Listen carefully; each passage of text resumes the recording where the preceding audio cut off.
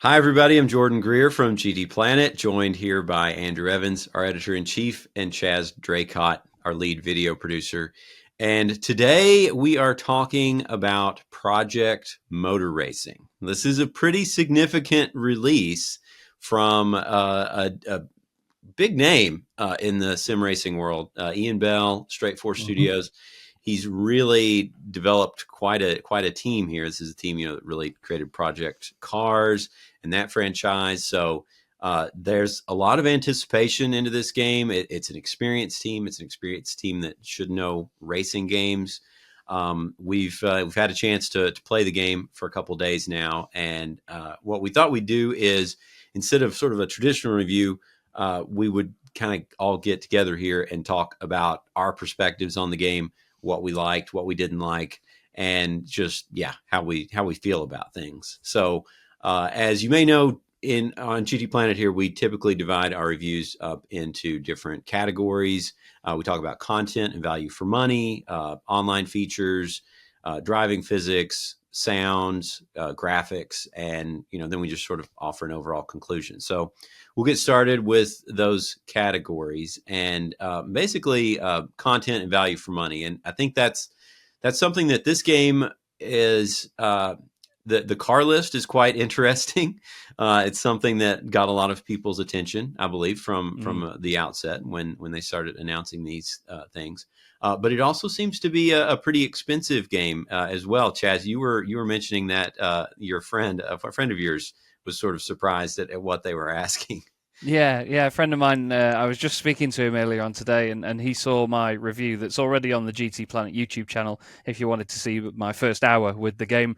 And he saw it and he thought, it's quite a lot of money for what you're getting, isn't it? Because I think it equates to about £53, and that's before you have any DLC as well. And I think there's already about £10 worth of DLC available for the game. So straight off the bat, you have to pay if you want more, which I'm not sure is a great look. But yeah, I don't think it's worth the money. Simple as that. From what I've had in the first, I obviously played the hour, and then I've had more experiences of it and tried to sort of fine tune it, because I'm always happy to be proven wrong with reviews. It's easy to jump into a game, not give it the time of day it needs to be set up properly and play it, and then in time, learn to learn it, learn to love it, and Yes. and get everything exactly right how the developers intended, but I just couldn't get there with it. And again, for the experience, it does seem like quite the heavy price point. I mean, for any game standard, if it's over £40 nowadays, it's considered a high price point, unless it's a very major title that, like your EA Sports FC games that everyone expects every year, that they could charge 150 quid for and people wouldn't bat an eyelid. This isn't one of those games. It's been anticipated for a while. It's had a lot of strange hype out of nowhere, but also people have hoped that it'll finally put right some of the wrongs that were done by the studios and people involved in the past. And I don't think for the price point it has. What do you reckon, Andrew? But I mean, if you want a game that is a love letter to classic racing and, to be fair, modern racing as well, the car list is right there. There is virtually nothing that you could want from any racing era, unless you're talking, early post-war, pre-war, that sort of, I mean, I would love to see a game where you race 1929 Bugattis against each other. Oh, yeah. Wasn't but that rough? Otherwise, you're talking, 60s onwards, there's nothing you could want that's not there already. It's a fantastic car list. Yeah. I mean, it's got almost a full suite of current LMH and LMDH cars. You've got a full grid of GT3s, or S1 or 2. You've got GT4s, NGTs. You've got the classic GT era that I spent my I don't want to say youth, but my semi-youth going to racetracks and watching around the UK. I mean, one of the cars that's been featured quite a lot in it is the Lister Storm, which is just an icon of that era, even if it did have Newcastle United colours on it, which we won't talk about. It's that sort of game, and you've got a big chunk of circuits, largely the expected ones. There's nothing really in there that's too much of a surprise. No. But you've got 21 circuits, I think. But it's commensurate to the car list. You can do multi-class racing as well if you feel like it. Although your experience on that will vary depending on your platform. Back to this, you've got all the expected tracks. There's nothing really that's a surprise in there. I mean, maybe Mosport is a little bit of an unusual one to see. Yeah. But if you've played like Project Cars 2, for example, you'll recognise a lot of the car list, and you'll see, the tracks that you will see in every single modern identikit GT3 game as well. It's a good bunch of content, and the thing that's going to enhance it over time is mods. Across all platforms, it supports mods, so people can create their own cars. I think what one was already at launch. I think it was the Praga Behemoth, which is I think probably well known for Jimmy Broadbent putting in his championship winning turn in that Praga Championship. So you can create your own cars, tracks, liveries, and that's going to be important because there's no livery editor. So that's something we do have to point out. There isn't a livery editor, but mods is a kind of a way to sidestep that. Again, we don't really fully know how mods are going to work. I'm assuming it's going to be similar to Farming Simulator, where the people who create them upload them, they get vetted, and then they can actually get paid for it, because that's how it works with Farming Simulator. So in terms of content, there's not really a lot to argue about if you go into it with the mindset that this is a game that replicates racing across all sorts of eras and all sorts of tracks. And every track has full weather conditions, it has full day-night cycles. It's tough to argue against in that term, but it's what you do with it that kind of we'll lead on to that in some of the other sections a little bit later on. What's done with it is not necessarily going to please everybody. I do have some other. I think, are we going to do sound in this section, or is that later on? That'll be later on. Yeah. Okay, yeah. So I'll skip that bit for now because that's a good part for me, the sound. But in terms of just raw content, what you get is this love letter to racing, and that's terrific. And it's going to be supported by mods for however long Giants wants to keep supporting the game. We've seen the Assetto Corsa, it's just, the original one is still being supported now, and they're trying their best to succeed it, and Evo keeps on rolling from one beta release to the next, and I think that even the latest beta update has been postponed. Early access, not beta, has been postponed until late December now. So the original AC is still going. PMR has the potential to have that sort of lifespan. It can carry on. In theory, you could modify anything in the game, not just cars, tracks, liveries, drivers, environments, physics, whatever you feel like is open to being modded. That's a big plus in the PMR tick box. I think as well, just to slightly amend my answer, any game that's got a Lola T70 in it would be worth. Also, you could charge whatever money you want. That is one of my favourite cars ever. And I was just casually going down the list thinking, yeah, it's all right, yeah, it's another GT3, and then I saw the Lola. I had to actually cut the video where I edited it because I paused for that long, just staring at it because what a car. But yeah, I think, and Andrew's right. There is a great variety involved in the game, and I think it's a very good strong point. Yeah, I definitely give the team credit for sort of knowing the type of game that they want to create. I think that they really sort of nailed what a lot of hardcore racing game and motorsport enthusiasts want in terms of a car list, and I think that's a very commendable goal, and I think they did a good job. A good job of that. I want to move on and talk about online features, and this is something. Of course, the game has just come out now, but let's talk about sort of what we can expect in terms of that. Yeah, it's going to follow the usual path of there's going to be ranked races, there's going to be sort of more casual races, hosted stuff.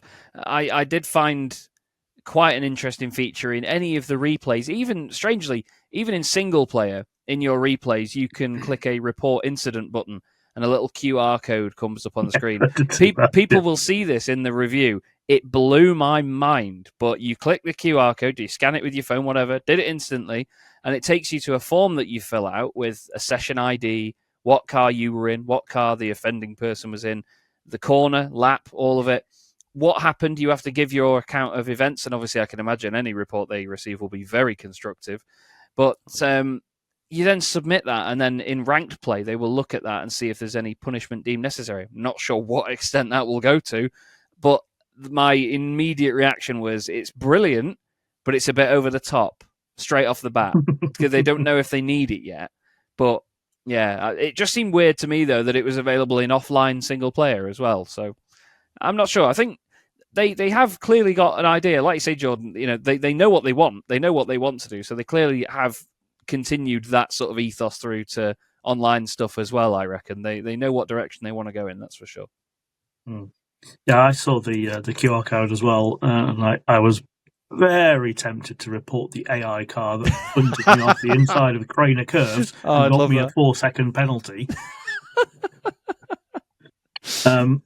Yeah, so I haven't actually played much of the online multiplayer myself because I've not really been home to do it. But one thing that really did catch, so I've been mainly playing on the PS5 version, and mainly on the pad as well. So when we come to the physics section, you're going to need to be aware that I've been mainly on the pad because I'm a bit of a lazy old sod. But also, Chaz has got the wheel bit sorted. Jordan's been driving on the wheel as well. I did say in my review, it'd be great to see how Andrew gets on with that Revo Sim wheel. Yeah. Yeah, it is actually, the Revo Sim wheel is there at the moment, rather than being on the rig, because I had to move it so I could do some GT World Series stuff. So when we come to that, I am playing mainly on the pad. So the thing that jumped out at me on the PS5 version was actually unnecessary multiplayer. So I actually first went to play it on the shared account that we all have for testing this sort of thing, and the only thing that I could do was a career mode or a race weekend, and I couldn't access the challenges mode because it required a PS Plus account, which I don't have on this console for that account. So I switched to my own account, and it's hot laps. It's the challenge mode is hot laps. It's you against the clock. This isn't online multiplayer. That's not what you need PS Plus or Xbox Live for. No. You shouldn't need to be paying, and bearing in mind Xbox is just to the prices, you shouldn't need to be paying for online multiplayer to play hot laps. And I also discovered that when you're scrolling through, and you can filter by track and filter by car, but that depends on you knowing what's there already. If you're scrolling down, as you go down each, it loads the leaderboard for that, and it takes 10, 15, 20 seconds to do it. And I don't have a terrible connection. I've got, it's terrible compared to Jordan's, obviously, but, I've got a 300 meg bandwidth here. It shouldn't take that long, but it freezes out, so you can't then, so you're like scrolling down, there's 15 of them, I think, and it takes, 8-10 minutes to get to the bottom, unless you filter back up. But again, filtering by card, but you need to know what's there already. So yeah, I've not done much of the actual online multiplayer against other people because I'm antisocial as well. But the fact that report function exists is great news because we all play Gran Turismo a lot. It's it's the core of the site. We're not necessarily all fanboys, although I am. But one thing you can't do in Gran Turismo is grief report someone for driving like a dick. You can report them for saying rude messages in the chat, or for having unnecessarily rude words plugging their own Twitch channel. Well, yeah. But you can't report someone for bad driving, and it's as you said, the system is quite in depth. I'm not a massive fan of scanning random QR codes, but it's there. It's a feature that is something that players have probably been crying out for in Gran Turismo because there is so much bad behaviour. Yeah. How much it's going to be necessary, I don't know, because this is going to be a game that's going to attract a more harder core sim crowd than as filthy casuals who play console games. So how much it's going to be necessary, don't know. How much work it's going to be on behalf of Straight 4 and Giants to filter through all of these reports, who knows? Because even moderating a forum, the reports you get does take a while to churn through them from time to time. This is going to be, I don't even want to imagine the volume of reports they're going to get from this, but I'm glad that it's there. Yeah, I think it definitely shows that they want to be there for you as a player, which I think is quite good. But part of me really hoped that when I scanned that QR code, it went to Rick Astley, never going to give you up. But they didn't. They didn't think to play that card, Or unfortunately. Mariah Carey. But yeah, oh no, I would have definitely uninstalled it then across the whole pool account. I'd have refunded it, whatever. But no, yeah, I think it is a good sign, all jokes aside, that they want to provide that support and give someone, and do right by the player. By, if you feel wronged in a race, which happens, whether it's intentional or not, I think it's positive. I think it definitely shows a positive outlook to the future. Yeah, I like that. I like that positivity, Chaz. Yeah. But yeah, I mean that's not going to scale, though. I mean, No. it's if the game was a smashing success, then there's no way that they're going to be able to process all those requests. No. And then if you do go to all the trouble of filling out a report and then nothing happens and you don't get any type of feedback from that, you're going to feel like you kind of wasted your time. Yeah. And I feel like that's where these automated solutions that you see in iRacing, Gran Turismo to an extent, and these other games, they have different automated penalty systems. At least even if you may not agree with it, at least that there's no human biases coming into play there, and then you just have to learn how to operate within the constraints of the system. I think that's sort of one of the advantages of having a video game environment for racing, is that you don't have to worry about what the stewards think or who they're cheering for or anything. We can actually have computers make these decisions for us, but they're not making those decisions in this game for us, which is going to open up a different can of worms, and it's not going to scale. So the more successful the game is, the more money they're going to have to spend, the more time they're going to have to spend processing these requests. And yeah, it just doesn't seem like a very wise decision to me. There are automated penalties for, objective offences like, off track. Right. Although, I did get punted off track by AI. Yeah. And got a penalty for it. Jump start, I think everyone will by now have had a jump start penalty because, that one is it's a bit tricky at first start. This is actually something in PMI is that almost nothing is explained. Yeah. It's all assumed.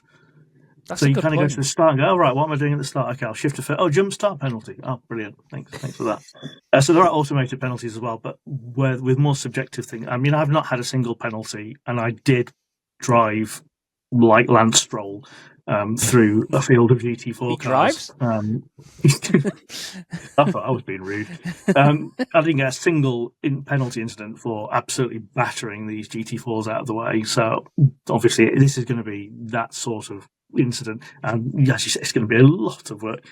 I mean, if the game, it won't, but if the game sells well enough to be anywhere near having as many online players at the same time as Gran Turismo, they're going to need like an AI data center just to like each day.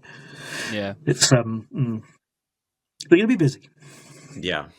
Well, I think we need to move on to what we are all wanting to talk about on this game, which is the elephant in the room. I'm sure our viewers have probably heard about this so far, and that is the driving physics and the handling physics and the way this game plays, which, in my opinion, is very, very badly. I kept thinking something was wrong. I thought something may be wrong with the wheel. I thought maybe it was, bugged. I was playing with the Gran Turismo DD the Fanatec Gran Turismo DD Extreme, which is basically the Club Sport DD Plus wheelbase, and just nothing too exotic. I mean, it's a really nice wheelbase, I know, but nothing crazy. I would assume that a high end game would be ready to support that. I was playing on a PS5 Pro, and it just felt like no other game I've ever played before. It felt like I was unable to really control the car. The steering was completely disconnected. One thing that you hear commonly in criticisms with driving games is the car feels floaty. This isn't really like a floaty experience. It's almost as if the wheel is not even connected to the car at all. It's sort of I feel like you're making a steering suggestion rather than where than actual steering. The centering of the wheel felt completely off. Felt like the car was being pulled to one side. I don't know. I could ramble for a long time on this, but it was shockingly bad. I'll put it that way. I feel bad for agreeing, but I do agree. I felt like instead of the wheel turning the car, it was more sort of indirectly just moving the horizon a little bit. It was not necessarily like, it felt like the car wanted to break away. It wanted to have characteristics underneath it. There was the feel of understeer. It maybe sort of wanted to break away on the brakes, especially Daytona turn 1. You're coming off the bank and you're getting on the brakes, you're turning left, but you find yourself turning the wheel right. I realized quite far on in my review, I was doing that myself as a placebo effect, thinking that the car was breaking away when there wasn't any feel of that. The main problem I had was the force feedback as well, because we are privileged with how fantastic racing games can be in this day and age, and we have so many cues, audible or visual cues, but the only physical cue we get, unless you've got a butt kicker or a motion rig, is what the wheel is doing. That's the key communicator between us and car. And there was just nothing mid-corner. At high speed, it would shake as if, when you got on the brakes, it was going to be a real fight and it was going to move around loads. And then you get to the corner, and I actually showed at one point where I put the wheel to 90 degrees and I let go, and it stayed there until I moved it again physically on the exit of the corner. I don't have the strongest wheel. I've got the Thrustmaster TGT2 that we got from them a while ago. But again, we're in a privileged position, us three, where we've had different experiences because we have different hardware to play the game with. And it's not been down to one individual piece of hardware. It's been every bit of hardware that we've used. And yeah, the feedback was the worst thing for me. I did use the feedback review that they've got, which had something incorrectly labeled, which funnily enough was the only thing I changed during the review. But again, it just didn't lend itself to any sort of communication between driver and car. It was, I think Jordan's worded it the best so far. It was just a suggestion as to where the car should go. And yeah, I think at first I was just more excited to be behind the wheel of something. And then I realized that I wasn't really controlling it. It was, quite awful. Yeah, for me, so again, mainly on the pad. If you're a controller user, get a different game. I kind of got on with it eventually. I've not played a game where the steering has been so busy on a controller since the invention of an analog stick. So we're talking, GT1, you're having to constantly put inputs to adjust. I found my best experience was with the slower cars. So the slower the better. So I drove the MX-5 a lot. I quite like that Lime Rock Park challenge event, which is basically it's hot lap. You can't actually do hot laps. You can't just car track hot lap. You have to do a race. So I just wanted to do that. So I went into the challenge and I did the Lime Rock Park with the MX-5, and I got on with it eventually once I kind of adjusted myself to constantly having to input something, even on the straights. And the steering wheel is like, it looks like playing Gran Turismo 1 on the old buttons. The steering wheel is constantly just yeah. There's no smoothness to it on the pad. It's not really damped at all. I did actually manage to beat the challenge time on the pad. It took a few laps, yeah. But even in the MX-5, and I want none of us are racing drivers. I've driven a lot of cars. I've driven a lot on track. Jordan's driven a lot on track. Chaz, I think you've driven several times on track, but you've also, got the experience of commentating on races as well. So we're not racing drivers. We don't really know what the racing drivers who've helped develop the physics experience properly. But we kind of have a rough working knowledge of what to expect. And I've not driven a car that has let go like that MX-5 did. And bearing in mind the tyres are constantly heating and cooling, and there's various different bits.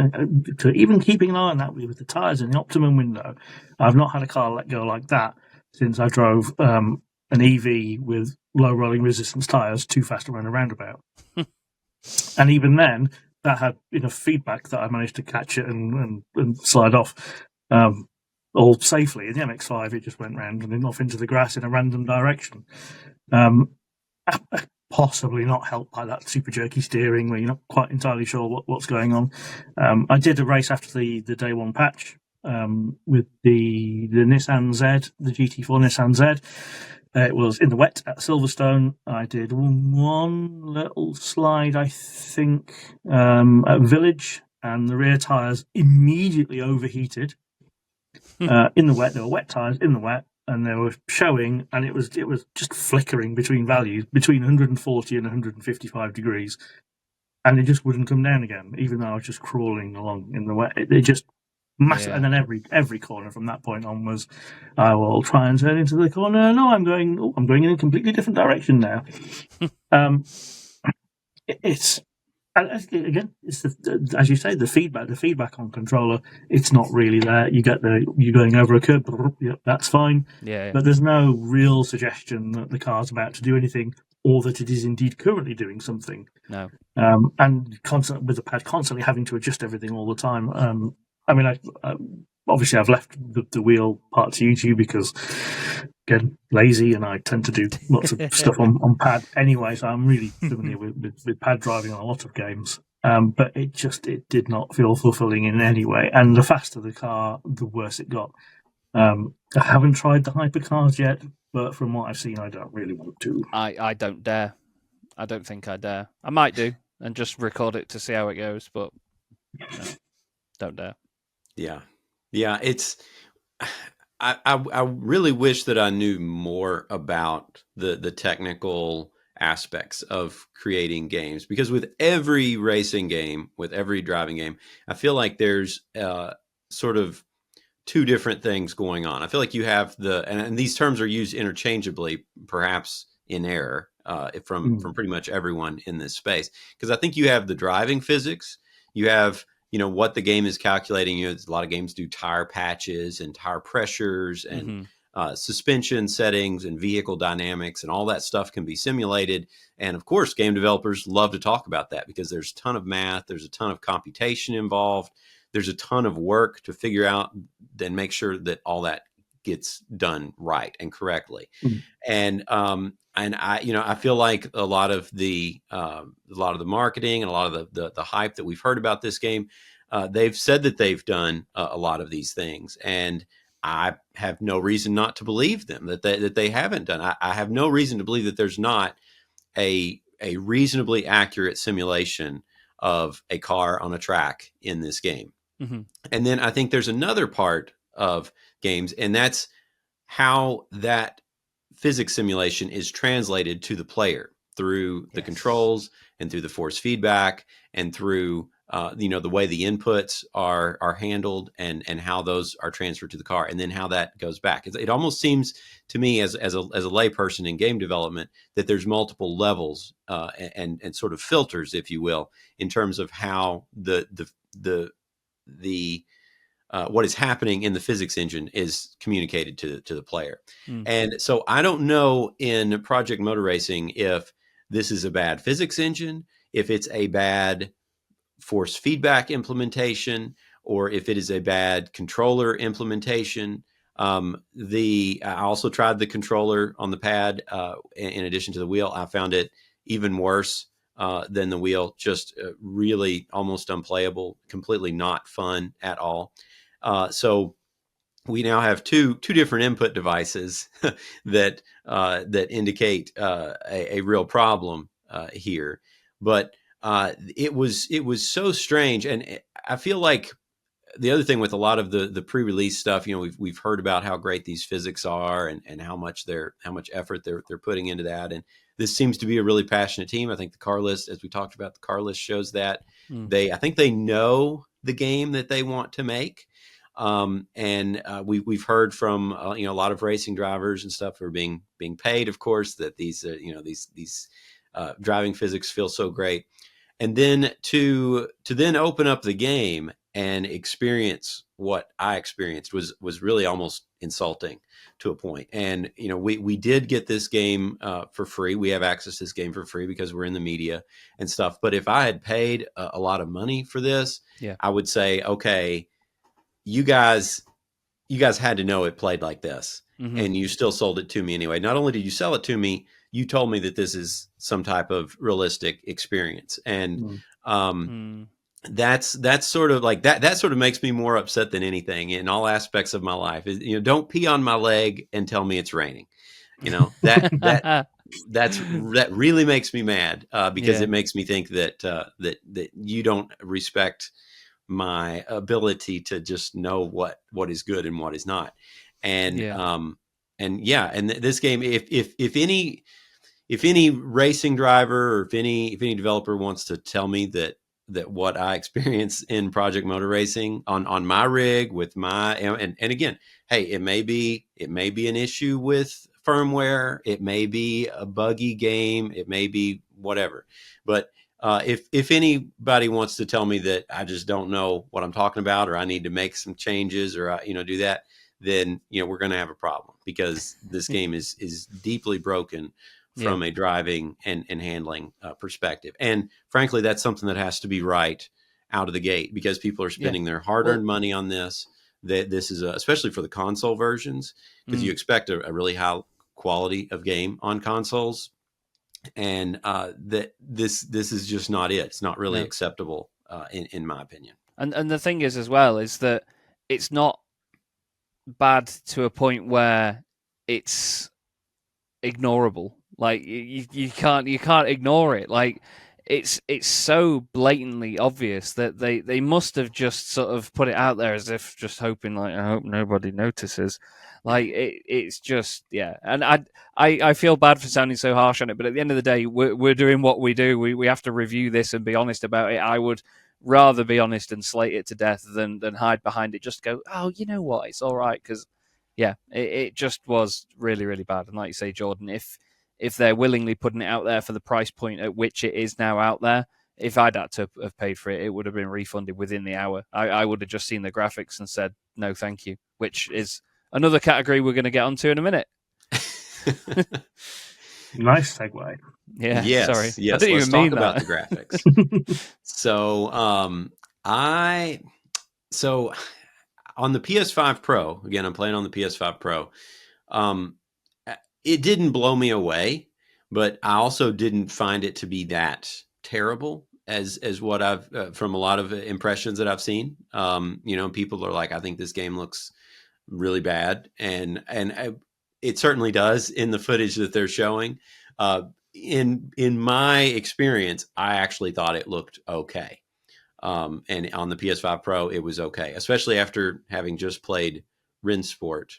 But that's another. Ooh. That'll be another video. So I played Rinsport, and then I played Project Motor Racing. So keep that in mind. But I didn't think it was. I felt like the handling was being so bad, sort of overshadowed the fact I was kind of like, I don't really care what it looks like.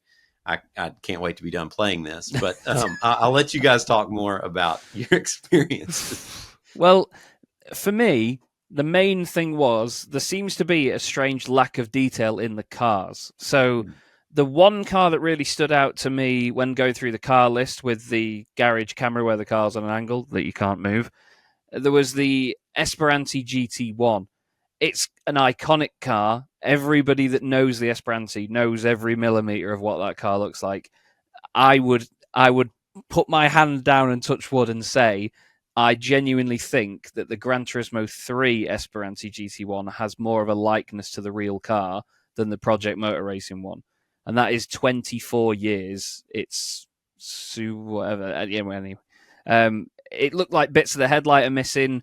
The casing inside the headlight is just looks like a grey object that's been rendered with no lighting effects on it whatsoever. There's panel lines that are just drawn on, it looks like. They don't reflect differently. They don't show different angles or anything like that.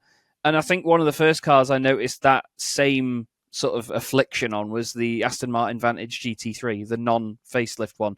There was one in the factory colours on the grid at Daytona. And granted, it was middle of the day lighting, so it was harsh lighting on top of the cars. There wasn't sunset aspects to it and lots of low shadows and so on. But it just looked so flat. They looked to me like remote control cars where the bodies are a little bit too big and, you know, all the panels are just drawn on. Like they're not really there. It's just one big shell. And I think that was the key letdown for me, was that the cars could have been great. Some of them looked really good. Some of the more modern GT3 cars, they had a lot of detail on them. But it's as if they made some of the sort of the hero cars and then they said, right, we need to churn out a big car list now, hurry up. And they just made one piece shells for all of them, and it ruined it. And then you get onto the fact that the anti-aliasing on PC, I mean, I've got a decent PC these days. It's a Ryzen 7 9800 X3D. It's one of the best CPUs in the world. It's got a 4070 Super in it, and it's got 64 gig of RAM. It's a decent PC. Ran everything as full as I could. And the cars, when they were quite far away on the trackside cameras, it just looked like blurs of static. They just looked like they had some sort of distortion field around them. When you pause it, and it has chance to anti-alias everything, it goes all smooth and it looks lovely. Sans the lighting, which is just very flat and very boring. You know, there's no fancy reflections or angles to it. Everything's too bright. And I think a lot of the screenshots we've seen have been very selectively picked out to be a lovely hero shot for all the artwork and stuff being brutal. It just, none of the lighting seemed right to me. It was, like I say, very flat, and the cars, and oh god, I've just even triggered myself thinking about the particle effects. I think off the line, there was a Mercedes in front of me. I can see it now like a nightmare. There was a Mercedes in front of me. As it launched off the line, there was a little puff of smoke. Some pieces of rubber flew up in the air, but they sort of flickered black and white as they left the wheels, and it just looked like a JPEG. You know, like in the older games, it was a JPEG smoke.jpg, and it was just one thing that just got bigger and moved through. It just looked like that.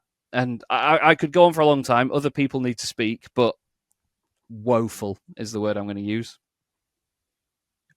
Yeah, I mean, so I'm on the PS5 Pro as well, and like Jordan, I've seen the videos where, you know, it's slowed down to about 4 frames a second. I didn't actually have any of that as an issue. I say one of my first races, I drove the Nissan GT4 around Donington. I did it again later on at Silverstone. Both occasions raining, full 16-car grid, and bear in mind, consoles are limited to 16-car grids, so yeah, if you're going to go and do your multi-class racing, it's going to be not very many cars in each class. But I didn't get the same slowdowns that people have been seeing. I didn't. If it slowed down beyond the original 60 FPS, I wouldn't have noticed it. It seemed absolutely fine to me. I do have some gripes. The insides of the cars, actually, the inside of the Z particularly, because I've been driving that, I think, the most apart from the MX-5, actually looks really good. You know, give it a good look around the cockpit, and everything looks pretty nice. You know, it looks reach out and touch stuff, not, you know, quite VR levels, but it looks pretty good. I had a quick look at the roll cage while I was waiting for the car to come to rest after spinning off somewhere, and we've got little scratches on it, which is lovely. It kind of makes it not this kind of, you know, we always say with Gran Turismo 7 everything's pristine, and it's not that. It looks like it's been used a little bit. You know, it's interesting you say that, because I thought on the exterior particularly, it looks like the cars were too perfect, like they were too clean, and like I say, that one body, that one piece shell effect. Certainly, the cars looked way too clean to begin with, until the exaggerated damage ruined them. But we'll get to that. Yes, the damage is its own thing. Yeah, but I enjoyed the cockpit. The cockpit cam looked good on the cars that I tried. Obviously, I've not tried all of them. Too scared to try the hypercars on a pad. But the ones I tried do look nice on the inside, and there's kind of like the scratched roll cage kind of maybe kind of thing. Like, yeah, someone's actually paid attention to detail on this one. Yeah. Wish I could say the same about the tracks. It has to be said, actually, the track environments are fine, good, even. A lot more lifelike, or a lot more like you're in something that is living than in some of the titles. More kind of lush greenery and more stuff going on. And it felt more like being in the environment. Perhaps the actual tracks themselves, no. I've seen a flick through a replay, and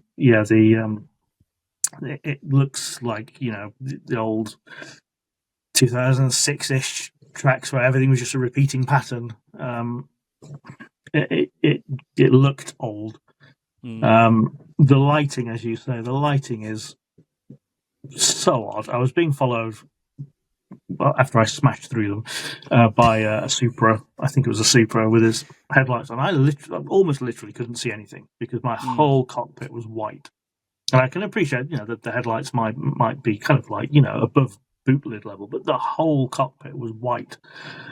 The light, I think I do recall Ian Bell saying something about not wanting to use real-time ray tracing, and it's the Emperor's New Clothes and so on and so forth. But yeah, no. In this day and age, if you're going to be doing something like that, you have to get on board with something like that. At the end of the day, if you want it to look as good as it should in 2025. Yeah. And then there's the skybox. So one of the races I ran at an exaggerated time because I wanted to get through weather cycles. I wanted to see how the true to track was working, and it was distracting. The skybox would flick between states, like literally like that. You'd drive and it would be whatever weather it was, and then the lighting would change. It might go dark, and it would just instantly. You come around the corner. It was the final corner at Donington, and the sky just changed in front of me, and I crashed. And then it's weird thing. I've got a picture of it somewhere, which I'll have to send over to you before you do this video.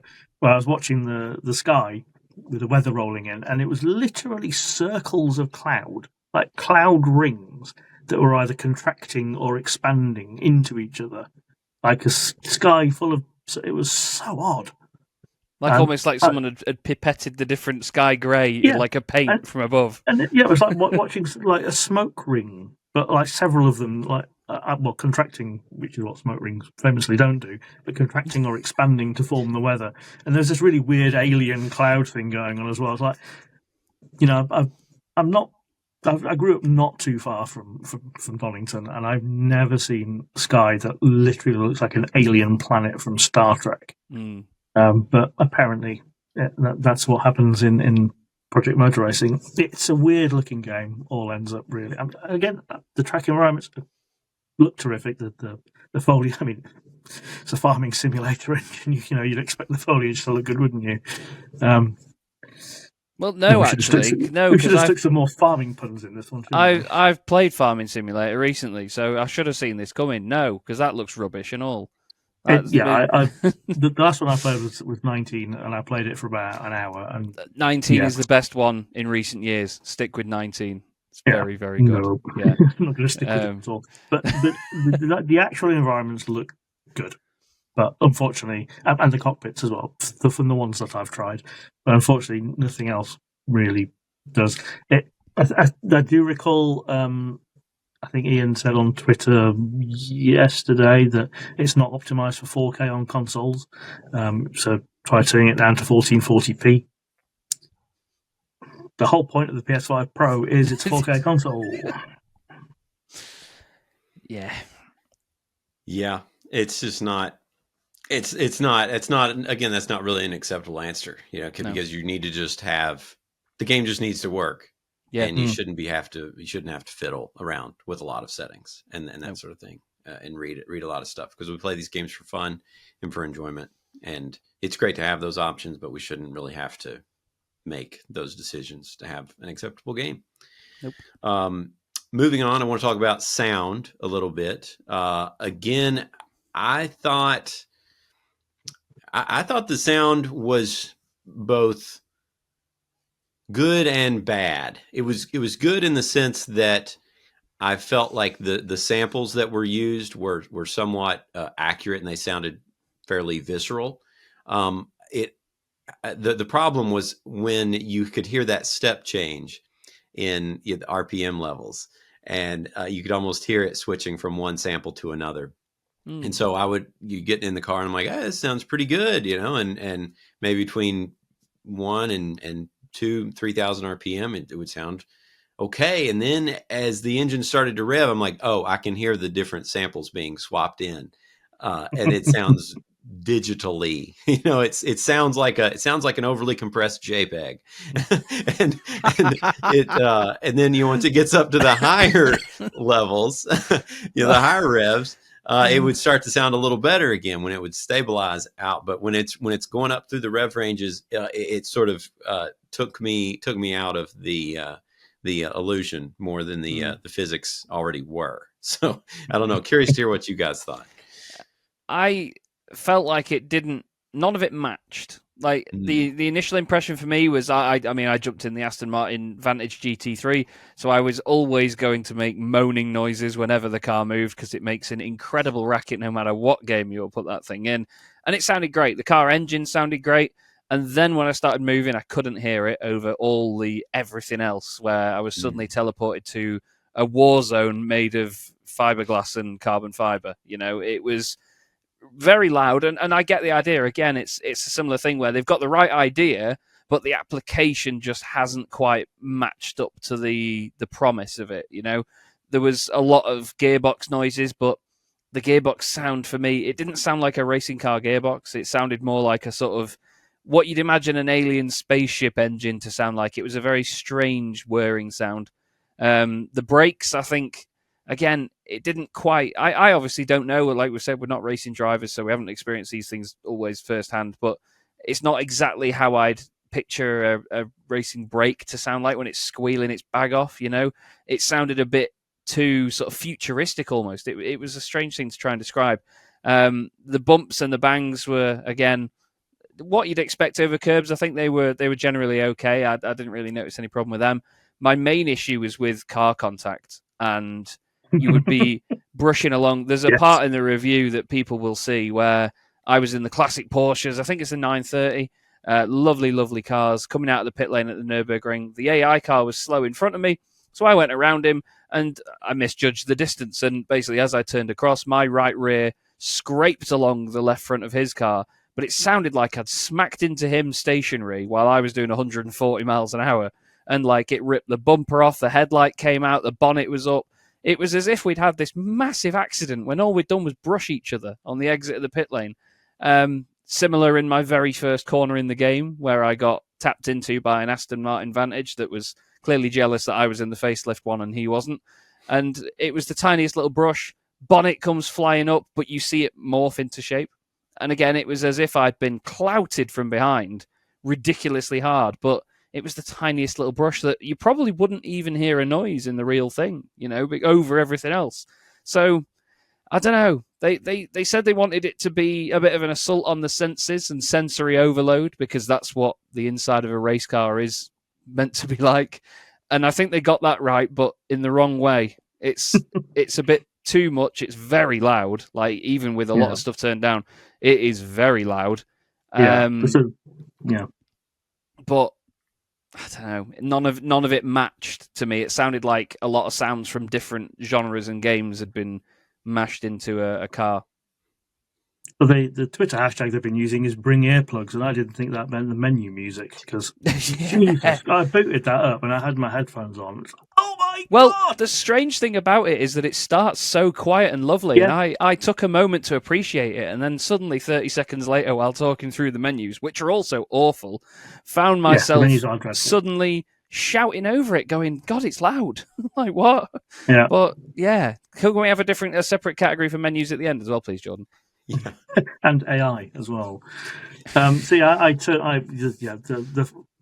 think my ears were completely ruined by the menu music. And also, by the way, can we please stop using the Dark Knight music everywhere? Yes. It was good, but it's like the Matrix now, where you have the television adverts for like croissants or something, have Matrix slow-mo bullet time in it. We're now getting Dark Knight music and racing going. It's not as bad as the Forza music. The Forza Motorsport music actually brought on anxiety. It was like the musical equivalent of that, the video with the crushing machine and the egg that's bouncing between, and it never get that. But yeah, Dark Knight music. No, can we do something else now, please? I think generally speaking, the sound, again, the slower cars are better. I didn't really get as much of this kind of sample mixing that Jordan talks about with the MX-5. It sounded aurally more like an MX-5. Environmental sounds are all. I always bang on about environmental sounds because they're part of the thing that make a racetrack seem like a living object. Yeah. And I felt that environmentally, it actually sounded pretty nice. And there's that constant nagging from the race engineer as well, which I like that. I don't like it at all, but I like it. I like that it's there. Especially when I was spinning that Mustang off at Silverstone, and he said, "Okay, we're trying a from the back challenge now, are we?" Yeah, thanks for that. So again, that's in there.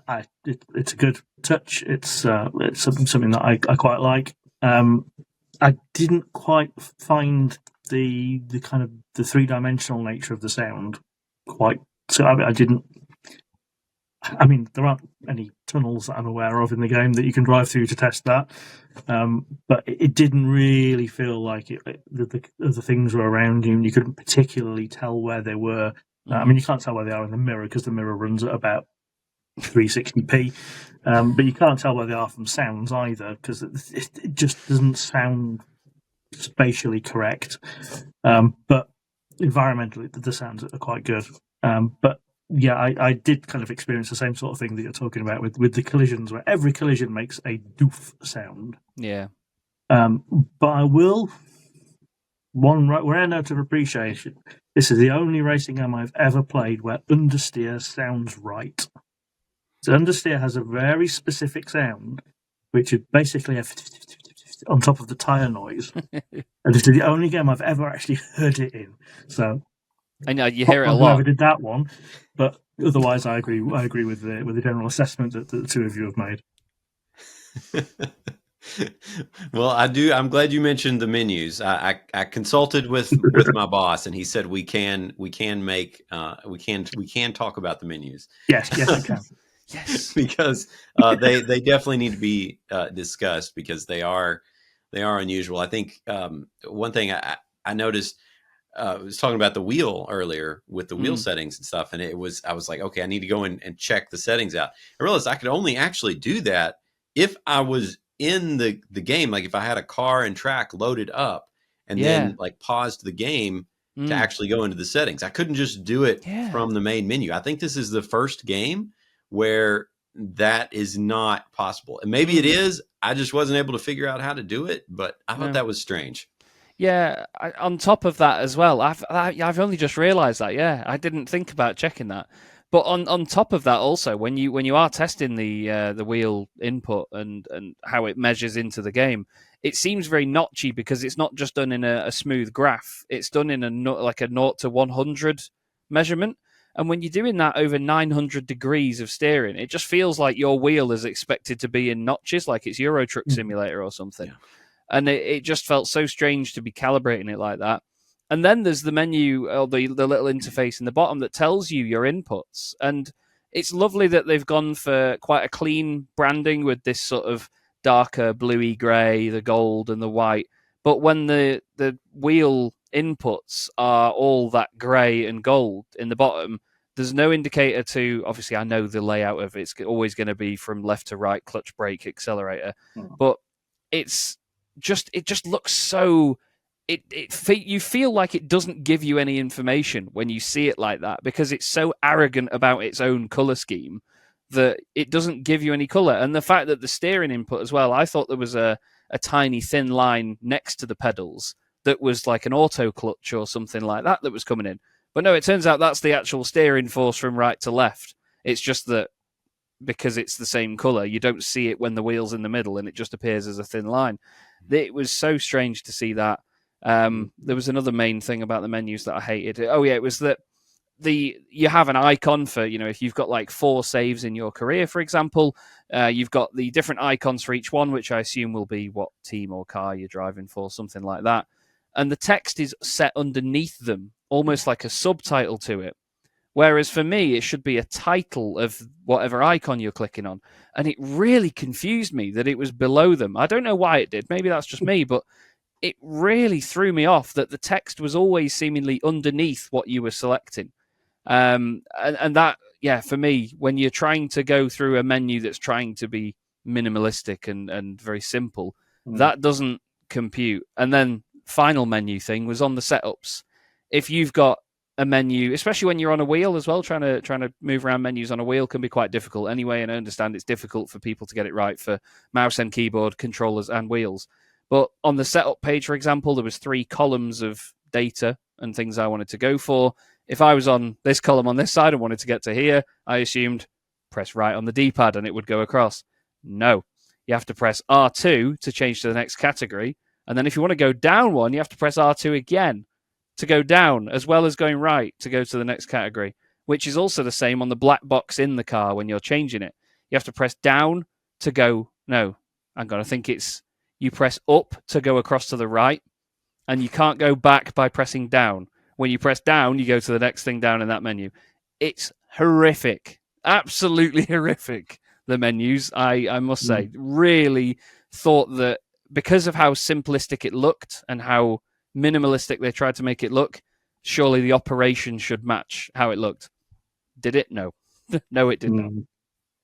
Now, the one I've been having an issue with is the custom HUD.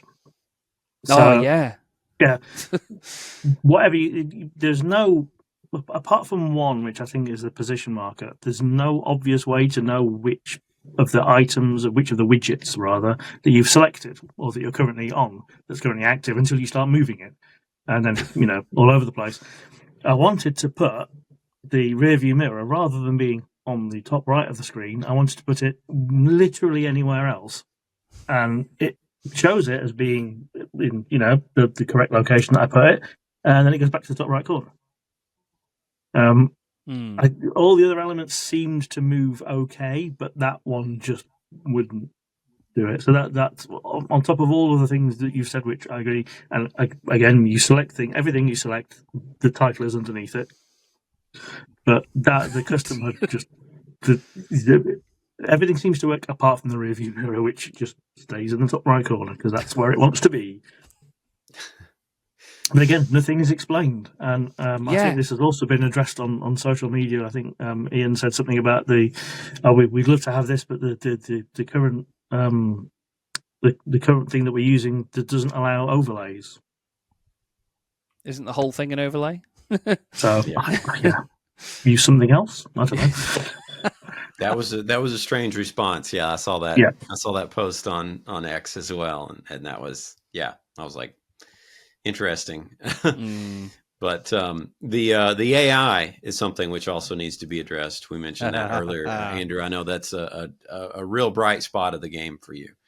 Yeah. So I've actually played after the day one launch update. There's a word in there somewhere. So after I've had the patch applied, it's not quite so bad now, but it's still pretty bad. We're talking, if you've played lots of Gran Turismo over the years and you want to talk about AI that stubbornly sits on its racing line and gets very confused if you stop in front of it, you'll be well at home with PMR. Before the patch, it was psychotic and bad, but now it's just bad. I had also hoped that PMR would be the first game to actually apply penalties to the AI rather than just the player. It does not. So, I did try returning the favour and punching an AI off the inside of a corner that I got a 4-second penalty for, and no penalty for the AI. So, it's not after the patch. We do have to say, obviously, our review was based on the pre-patched day one, because they send us, it's industry standard now, they send codes out 3-4 days before the first availability of the game, so we get whatever is available before the game launches. A day one patch is pretty much standard as well now. I've noticed there are some outlets who are not reviewing it until after they've had the day one patch applied. Why do it with this game? Why have you not done it with any other games? So we obviously played it with the terrible AI. It has improved after the patch, it has to be said, but it is still pretty on rails. I did only test at AI level 70, which is your intermediate level AI, but they were not particularly in I, quite A, not very I.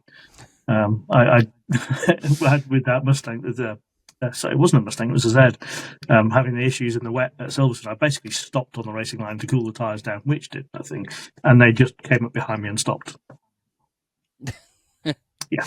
Well, I think, yeah, one thing that really highlighted the on-rails nature of them for me was in the Porsches at the Nürburgring.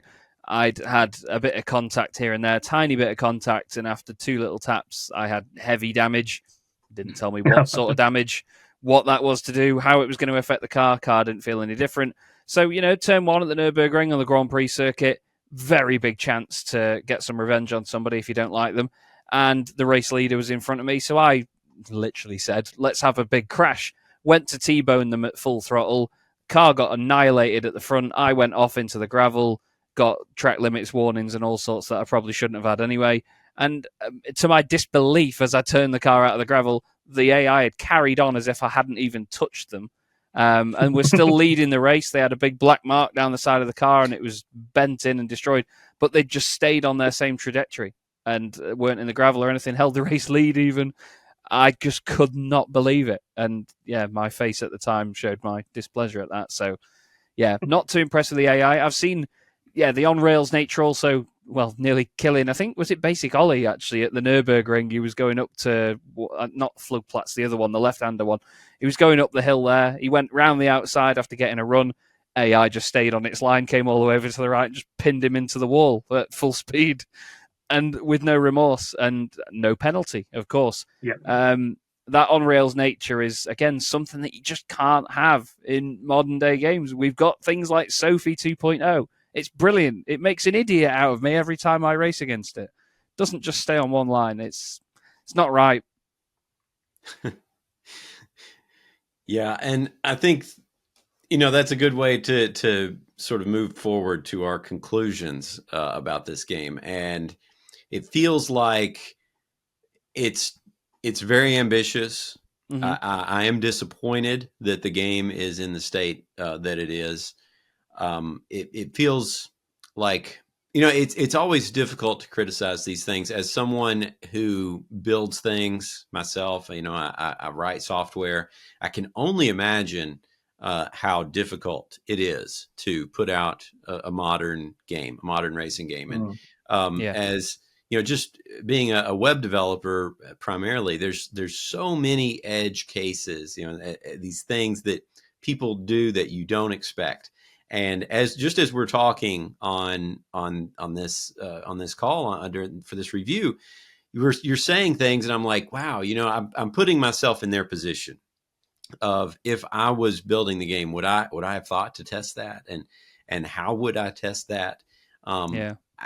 It's a lot to think about, and there's so many different aspects of games which we expect to be at a really high quality, because you do have so many studios executing at such a high level these days, and these are big budget titles.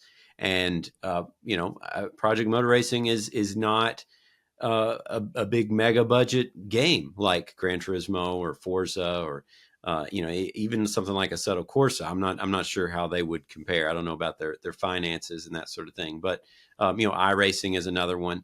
But it feels like all of those games sort of smaller games need to acknowledge those limitations and say, okay, we're going to focus on one particular area and we're going to make it really, really good. And people are going to say, this is the absolute best handling and best driving game I've ever played. It feels so good to throw a car into a corner. Or they're going to say, the graphics on this game are just amazing to watch. They're amazing to look at. Or, the sound, or it has such amazing online features. And I think what's so frustrating about this game, about Project Motor Racing, is that it seems like it doesn't really have a standout feature that makes you say, I really think that they tried to get this right. I mean, we could say that the car list is a good thing. That's one thing we agreed on early on, is that the car list is good. I think the modding ambitions are probably good in terms of the long-term playability of the game, because you're going to have a community built mods, and it seems like they have a framework in place to support that, which is all positive. But if nobody wants to play the game because it plays so badly and it's so hard to look at and it's so hard to play against the AI and the menus are such a slog to get through, then you're not going to have that community contributing stuff like that, and then No. the rest of it just falls apart. So it's I don't really know what to say about this one. It's really, really disappointing. Yeah. And I can't imagine if I had paid money for it, how upset I would be. And I think that's why it's important that we are honest with our audience, 100%. viewers, and the GD Planet community, because this is really, really a tough one to review. And that's coming as someone who is sympathetic to creators and sympathetic to developers. Your opinions on Ian Bell aside, I mean, a lot of people have contributed to this, but it just doesn't seem to be executed at a very high level. No, and it's a shame, and I'm like you, Jordan. I sympathise with them. I don't know half as much as you do about building the software and how much it takes to do this. But even then, I do sympathise to an extent with them. It's just that it's got such promise. It really is a love letter, as it's often described, to motorsport. All you have to do is look at the car list, as we've said, and you can see that these people truly do love motorsport, and not just motorsport, but cars. They love cars, and they've got the right ambitions and the heart behind it as well. But it just feels like they've come to the table again with another reskin of a 2008 game and just hoped that nobody will notice and that they can hang on to the legacy of games gone by in the current market. And like you say, they're up against some incredible names and games and franchises that have been developed, but it seems like they've just kept the recipe the same, and it's not matched up to modern specs, unfortunately. So yeah, it's a firm no from me. But yeah, as much as I've sat here with a smile on my face slating it the whole time, there is some sympathy in there, but you're making your own bed if you're bringing a game like that to the market. Yeah, I mean, my disappointment comes from the fact that I wanted it to be really, really good. Same. I could see in my head what the comments were going to be if this was going to be a third dud in a row from what was Slightly Mad and is now Straight 4. But yeah, I mean, the best you can say is obviously it's going to have mod support that's going to fix some of the issues, and obviously the team's going to want to update it. As you said, we've already seen a day one update. They're already aware of other issues that they're wanting to update. I hope they don't go into defensive mode and batten down and double down on everything, and take on board we've tried to be as constructive as we can. 100%. There's going to be a lot of people who watch this video and watch our verdicts and go, "Yeah, but you're Gran Turismo fanboys. What would you know?" I'm an iRacing fanboy, actually. Well, yeah. I mean, we can't really say anything to those people, but we try to be as honest as we can be, because the racing game sphere benefits from having lots of good competition. Yes, we may like Gran Turismo. If Gran Turismo existed in a vacuum, it would be terrible. It needs competitors, regardless of what is said about how much they pay attention to them. It needs competitors. It needs good competitors to drive it forwards. And yeah, this is not going to be on the radar, at least until they can sort it out with some updates. Yeah, I think you really summed it up there, Andrew. And that's it's a sadness, because we need excellence in racing games, because not only does it encourage excellence from its competitors, it's going to attract more people, more investors, and people that want to make racing games. Yeah. And if you have games like this that are a love letter to motorsport, or motor racing, as I guess we should say, and they don't do well, then it's going to be harder to get a game like this developed in the future in terms of a financing and a support type thing. And Andrew, you mentioned people may dismiss our opinions because we're Gran Turismo fanboys and stuff, and that's actually really insulting, because it's true. We get it, of course, but I want the racing game landscape to be excellent, because we need a lot of really good games. I want all of the racing games to be successful. Yeah. And, my favorite franchises like Gran Turismo and stuff, they're going to be better if games like Project Motor Racing and, Assetto Corsa, iRacing, all these other games out there, Rensport, if they are excellent, then all the competitors are going to raise their standards and build better games too. So to have this in the ecosystem it's going to be dismissed by the other developers, I presume, and it's not going to make them say, "Wow, guys, we really have to double down here. We've got to get a better car list." Like if this game, if for example, in a world where this game had a lot of all the things were fixed, had great handling and stuff, and people would say, "Wow, look, a game that features something, like the Lister Storm, and it has these cars in it. That game sold really well, and people are playing this like crazy. They're buying it. They're talking about it. They're streaming it. This is great. We got to get cars like that in the game, in our games too. Like this is really the direction we need to go." But none of that's going to happen now because, and I don't think it's just us who are disappointed with this game either. I mean, you see it in our forums. You see it from other people on YouTube, on social media, people we know and trust, and it's a missed opportunity, and I really hate to see it. Yeah, 100%. And the thing is as well is, like you say, it doesn't draw in more people to provide more of a base for that healthy competition within the industry. It goes to the extent where it's almost a deterrent.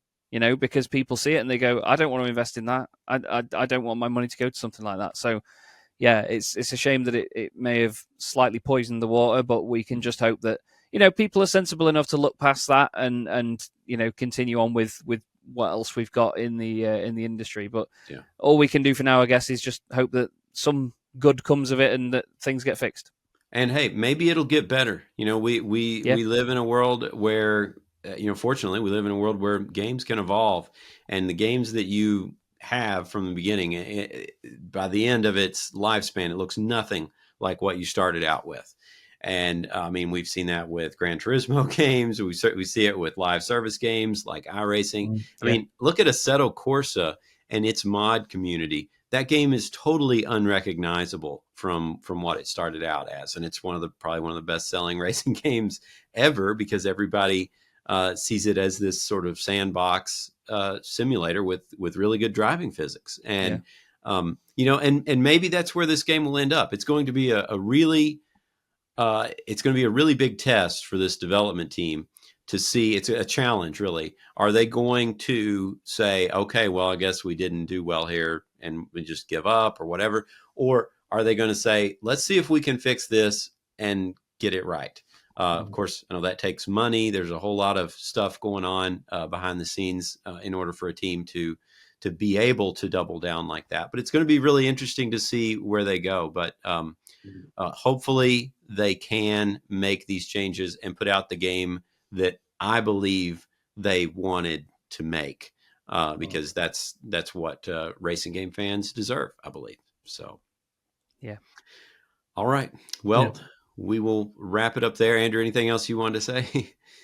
I was going to say, if they're not too busy assessing all of those grief reports from the QR code. I think there's going to be more grief reports in the Steam review section, to be honest. Yeah, I would not want to be the intern responsible for the end of that form. Yeah. Oh, I've got to go and drive it for nearly an hour now for B-roll. Yeah. Enjoy it, Chaz. All right. He looks so happy. I love my job. Oh, all right. Well, Chaz, we'll let you get to it. I know you got a lot to do. So we will end it there. All right. Thanks, guys. See you next time.